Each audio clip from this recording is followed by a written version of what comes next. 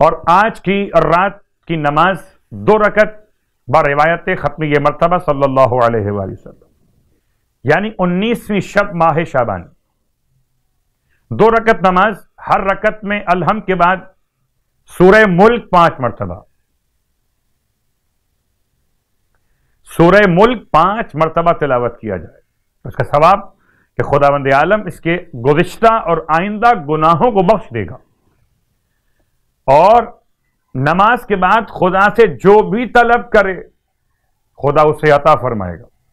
حتیٰ کہ اگر اس کے ماں اور باپ آتش جہنم میں ہوں تو خدا اس رات کی نماز کی برکت سے اس کے والدین کو آتش جہنم سے نجات عطا فرمائے گا۔ ماہ شعبان کے روزوں کا ثواب ارشاد فرماتے ہیں اللہ کے حبیب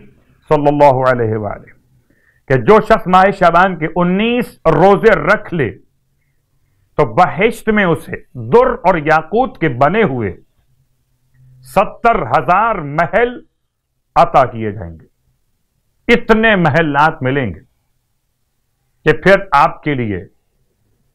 صاحب محل ہونا کہاں کہاں رہیے،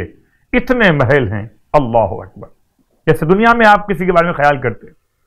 کہ فلاں کے پاس اتنی دولت ہے کہ اسے خود بھی نہیں معلوم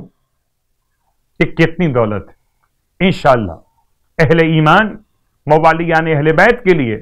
جنت میں اتنی نعمتیں ہوں گی کہ انہیں خود بھی اس کا اندازہ نہ رہے گا کہ کتنے محل اور باقی رہ گئے۔ خدا ہم سب کو ماہ شعبان کے صیام اور قیام کی توفیق عطا فرمائے۔ ابن بابویہ نے معتبر سند کے ساتھ امیر المومنین علی ابن ابی طالب علیہ السلام سے روایت کی ہے کہ جو شخص شام کے قریب یا شام کے بعد 3 مرتبہ یہ آیات پڑھے تو اس رات اس سے کوئی نیکی ضائع نہیں ہوگی اور ہر قسم کے شر اور برائیاں اس سے دور رہیں گی۔ صبح کے وقت یہ آیات پڑھے تو بھی ایسا ہی اجر ملے گا، اور وہ آیات یہ ہیں: بسم اللہ الرحمن الرحیم، فسبحان اللہ حین تمسون وحین تصبحون وَلَهُ الْحَمْدُ فِي السَّمَاوَاتِ وَالْأَرْضِ وَعَشِيًّا وَحِينَ تُظْهِرُونَ۔ یہ سورہ روم کی آیت نمبر 17 اور 18 ہے۔ اگر آپ شام کے قریب یا شام کے بعد یہاں تک کہ آپ صبح کے وقت یہ آیات 3 مرتبہ پڑھا کریں تو ہر قسم کا شر اور برائیاں آپ سے دور رہیں گی، اور آپ جو نیکی کریں گے وہ نیکی بھی ضائع نہیں ہوگی، یعنی پروردگار آپ کی مشکلات کو دور فرمائے گا،